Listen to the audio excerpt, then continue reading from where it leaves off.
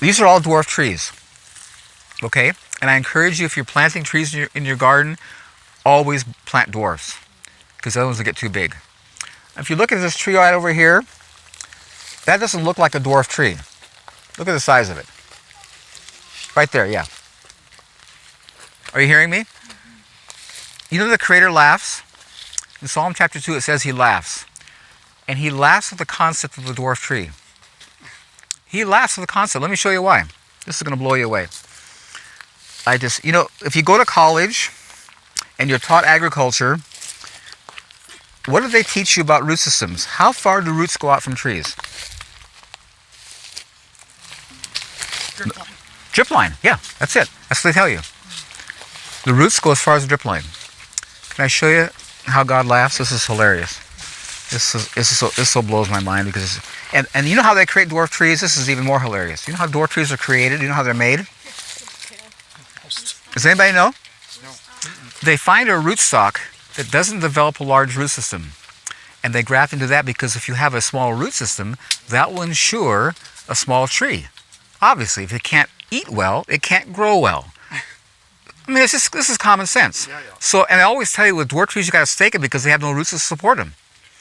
Let me show you the hilarity of that and how God laughs. It's so fun because everybody needs to come here because it's on the ground here. You got to see it. What's the typical thickness of your wood chips here? This here, this is probably maybe this has been 40 years of wood chips, so it goes pretty deep. But probably outside the surface, maybe 3-4 inches. Everybody can. You got to. This is. It's right here. I want you to see this. This is so powerful. There's this little shoot coming up out of the ground here.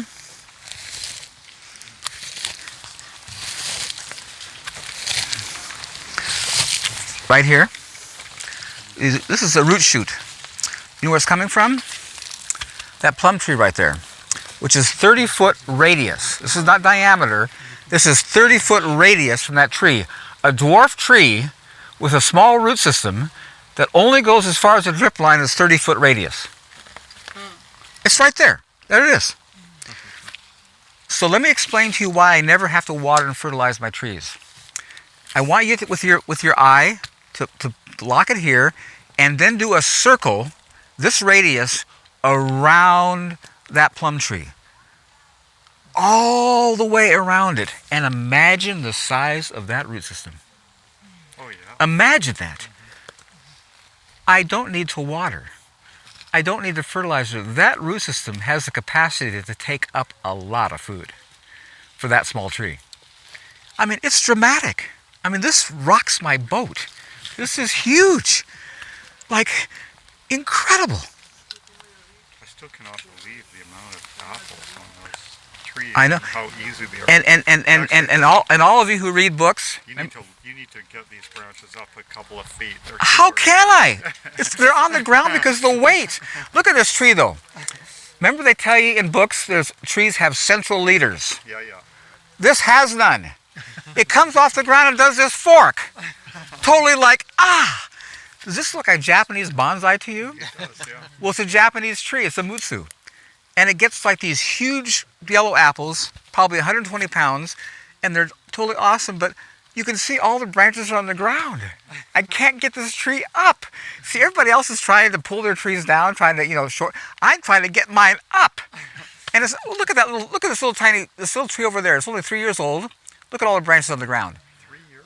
Yeah, I can't get it up. Look at all the fruit on it. Wow. I mean, my challenge is trying to get elevation. My God. I'm trying to get my trees to grow up, but they won't because of the weight of fruit. These issues with abundance can be challenging.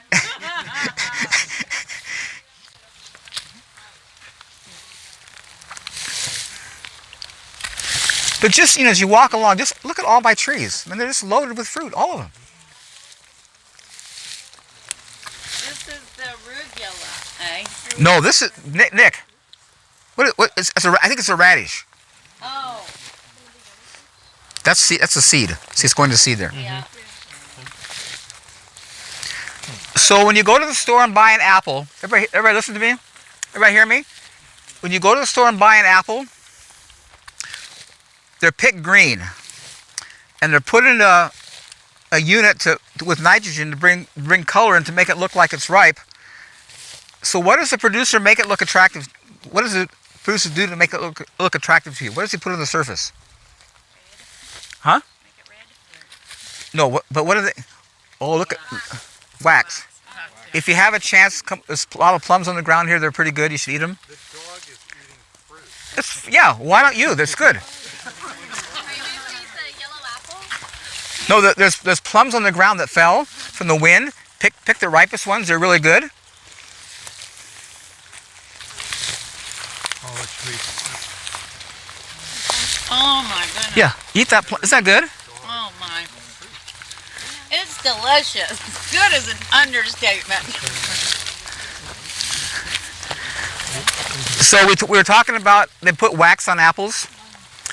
I want to show you. I want to demonstrate to you this incredible covering the Creator puts on. This is going to blow you away. I got it. I got one here. It's not ripe. This one isn't? No, not even close. It's months off from being ripe. I've got one that's... I want everybody to look at this because it's going to blow your mind. Look Yeah, shiny. at the shine. Isn't that something? Look at that. That's not wax. You see, wax in the store is toxic. This is the natural coating God puts on apples to appeal to you. Look at that. Look at that shine. Is that awesome? I love it. I mean, at all levels, God is off the charts. It's totally amazing. Okay, so I've been experimenting with the back to Le even dice que lo technique. estoy viendo desde Venezuela. What's that? Venezuela. You're from Venezuela? Yeah. Well, bless you. That's a long way. Dallas. Well, thank you. I'm blowing out, man. I would never go to anybody's yard to look at a garden, ever. And I'm thinking people coming from all over the world is just like, really? Well, bless you. What were you going to say? I said I've been practicing your techniques for Back to Eden for 3 years now.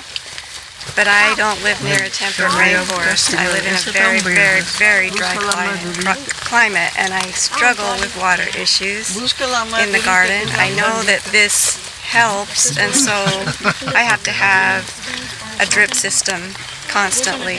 Don't ever use drip. Don't ever use drip? No. We just put in a whole system. Let me tell you about drip irrigation. It's the most stupid thing man has ever designed. And let me tell you from my experience what I find. People come to me because I'm an arborist and says, how come my hydrangeas, dead on 3/4 and 1/4 is totally green? I have a drip irrigation system. It comes on automatically every night. It says, well, let me show you why. Well, the emitter it's wet. Over here, water doesn't move that far. Those emitters can only put water in a small space. They can't spread. If you notice the Creator, how he waters is rain, overhead watering.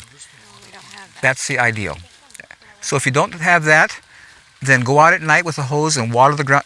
When the wood chips get wet, it takes a lot to get them wet. Once they get wet, they hold water. So ideally, the best thing to do is soak the wood chips and then just be in faith. We've had major droughts here. Let me tell you my experience with these sequoia trees. You can see how they're beginning in the center there to turn yellow. You see that sequoia right there? You see in the center of the... Here's what God does. You see, those trees don't drop their needles. They're evergreens. So to get them to do it, he sends droughts.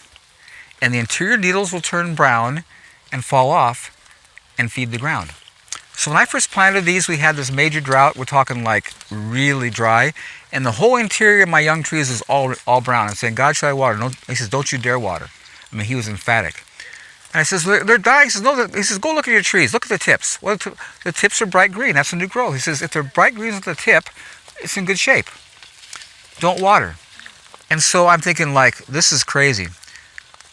We got a good wind. I'm looking at the ground, and there was 4 inches of needles on the ground. I look at the trees, look like nothing came out. And what he told me was huge. He says those trees are preparing for upcoming droughts, and they're putting a cover on the ground to hold moisture. Had you watered and stopped that process, they'd have been weaker and unprepared for the future. And I totally got that day the reality that nothing in nature needs help. And if I try to help it, I mess it up. Because it's way beyond my finite mind. Way beyond. Well, that's all I have for this video. Bang around that bell icon if you want to be notified when new videos come out. Call us on the hotline if you have comments or questions and want to be featured in an upcoming video. Don't forget to comment, rate, subscribe. Check us out on the website, and we'll see you guys on the next one.